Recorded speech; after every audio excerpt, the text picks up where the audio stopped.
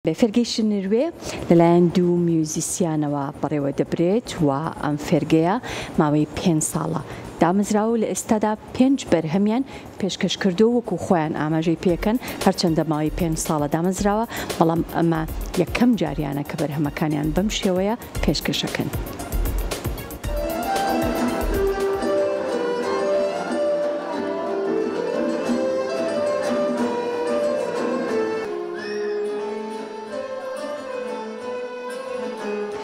بە بۆنەی ڕۆژی جیهانی لاوان لە هۆڵی بەڕێوەبەرایەتی لاوان فێرخوازانی فێرگەی نروێ 5 بەرهەمی گۆرانی موزیکیان پێشکەش کرد. سەرپەرشتیاری گروپ بە کورتساتی ڕاگەیاند.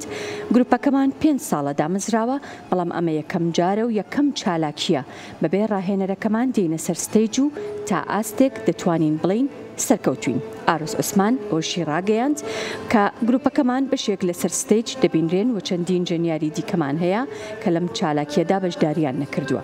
گروپی فێرگەی نروێ تەواوی ئەندامەکان لە نەوجەوانان پێکاتون و لەلایەن هەرێکە لە ئازاد ساڵح سەرپەرشتیاری گروپی موزیکی نروێ و عادل حەسەن ژەنیار سەرپەرشتی دەکرێن. ماوەی 5 ساڵە کار بۆ پێگەیاندنی ئەم گروپە گەنجە لە ژەنیار و دەنگبێژ دەکرێت.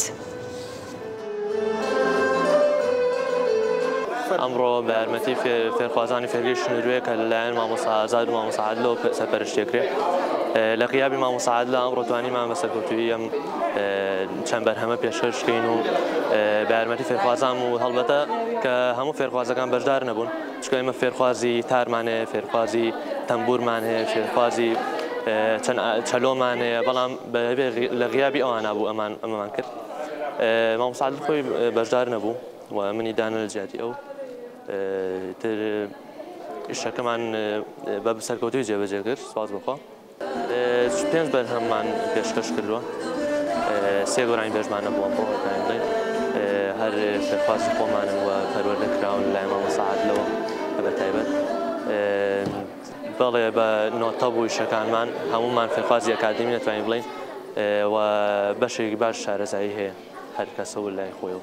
زۆر باشە ئەم گروپە، یعنی لە چاوەی کە چالاکی کەم کراوە کەم هاتنە سەر ستێج کەم بانکراوە بۆ شە ناتوانین بڵین ئەم چالاکی زۆر باش بەڕێوە چوو بەتایبەت ئەم جارەکە لە غیابی مامۆستاکان نبوو توانیمان بە سەرکەوتووی پێشکەشی بکەین چالاکیەکە.